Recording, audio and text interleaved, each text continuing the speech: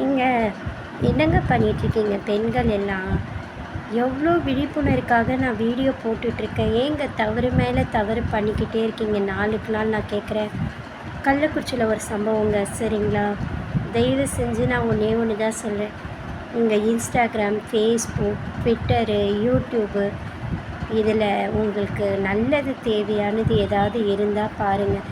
அப்படி இல்லைன்னா தயவு செஞ்சு ஃபோனை மூலையில் எடுத்து வச்சுட்டு உங்கள் வேலையை பாருங்கள். உருப்படுறதுக்கான வழி ஏதாவது இருந்தால் பாருங்கள். நான் அதை தான் சொல்லுவேன்.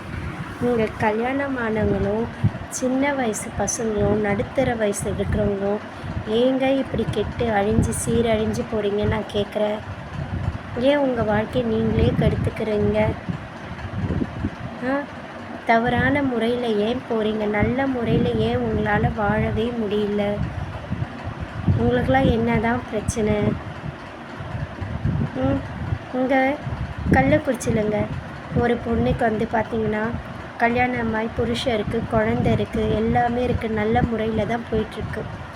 ஆனால் இன்ஸ்டாகிராம் மூலயமா ஒருத்தனை காதலித்து வீட்டை விட்டு வெளியே வந்து 3 மாதமாக அவன் கூட இருக்கான். சரியான சைக்கோனா சைக்கோ, அப்படியாப்பட்ட சைக்கோ. சந்தேகப்படுறது, அவளை போட்டு அடிக்கிறது, துன்புறுத்துறதுன்னு இப்படியே போய்கிட்டு இருந்திருக்கு. இவ பாவம் குழந்தைய பார்த்துட்டு வரேன்னு ஒரு முறையும் இந்த 3 மாதத்தில் போயிட்டு பார்க்கும் போதெல்லாம் புருஷன்கிட்ட போய் கெஞ்சிருக்கான், என்னை ஏற்றுக்கோ, குழந்தைங்கள கண்ணில் காட்டுன்னு. அவன் ஏற்றுக்கவும் இல்லை, குழந்தைங்கள கண்லேயும் காட்டல. இவன் ஒரு நாள் இப்படி சொல்லிவிட்டு அந்த லவ்வரோடு இருக்கா இல்லையா, அவன்கிட்ட சொல்லிவிட்டு நான் இந்த மாதிரி போய் குழந்தைய பார்த்துட்டு வரேன், குழந்தைங்கள பார்க்கணும் போல் இருக்குன்னு சொல்லி போயிருக்கான். அவன் என்ன சொல்லியிருக்கான், நீ ரொம்ப அழகாக இருக்க, வேறு யார் கண்ணுக்கும் நீ அழகாக தெரிஞ்சிடக்கூடாது, எல்லாத்தையும் கைட்டு வச்சுட்டு போகணும்.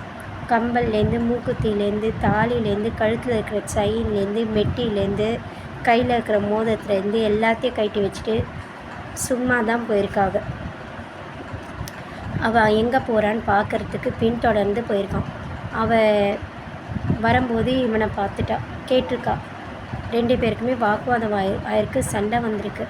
அவன் இல்லை, நீ என்ன தவிர்த்து வேறு யாருக்குமே அழகாக தெரியக்கூடாதுன்னு சொல்லி வாயெல்லாம் கடித்து வச்சு நகத்தால் முகத்தெல்லாம் பிராண்டி வச்சு இவ்வளோ பிரச்சனை பண்ணியிருக்கான். பொதுமக்கள்லாம் சேர்ந்து தருமாடி கொடுத்து அவனை போலீஸில் பிடிச்சி கொடுத்துருக்காங்க. போலீஸ் ஸ்டேஷனுக்கு கூப்பிட்டு போயிட்டாங்க. இவன் ஹாஸ்பிட்டலில் போய் ட்ரீட்மெண்ட் எடுத்துக்கும் போது யார்கிட்டன்னு தெரியல, இவ எல்லாத்தையும் உளறிட்டா. அவங்க வீடியோ எடுத்து போட்டுட்டாங்க ஃபோனில், யூடியூப்பில்.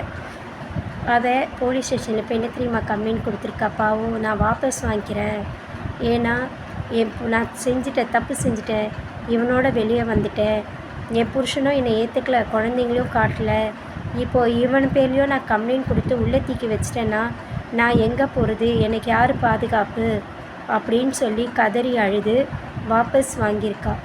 ஒன்றே ஒன்று தாங்க சொல்லுவேன், இருக்கிற வாழ்க்கையை கெடுத்துக்கக்கூடாது. புருஷனை அதான் அரசனை நம்பி புருஷன் விட்ட கதையை ஆயிடக்கூடாது.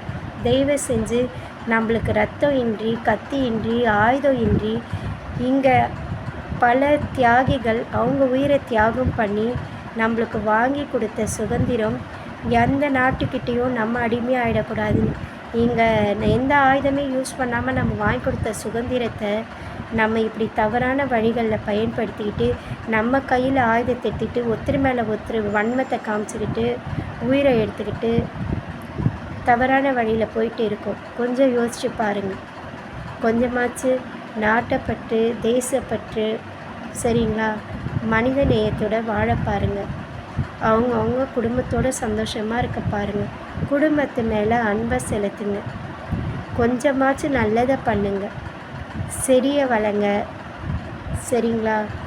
ஆதரவற்றோருக்கு முடிஞ்ச உணவோ பைசாவோ ட்ரெஸ்ஸாவோ உங்களால் என்ன முடியுதோ கொடுங்க. குழந்தை இல்லாதவங்க ஒரு ஆதரவற்றோர் இல்லத்தில் போய் குழந்தைய தத்தெடுத்து ஒரு குழந்தைய உருவாக்கு. அந்த குழந்தை வளருவதுக்கு ஊன்றுகோலாருங்க. முடிஞ்ச அளவுக்கு பிறருக்கு உதவி பண்ணுங்கள். இரத்த தானம் பண்ணுங்க. உடல் உறுப்பு தானம் கொடுக்கறதா எழுதி போய் பதிவு பண்ணிட்டு வாங்க. நல்ல முறையில் நல்லது 4 பேருக்கு பண்ணுங்க.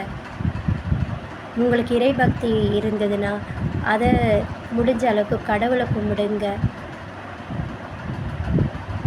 இல்லாதவங்களுக்கு கொடுத்து உதவி பண்ணுங்க. இந்த மாதிரி நிறைய நல்ல விஷயங்கள் இருக்குது. அன்னதானம் பண்ணுங்க.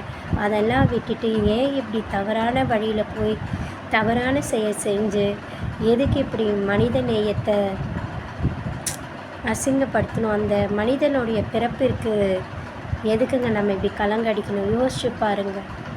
நன்றி, வணக்கம்.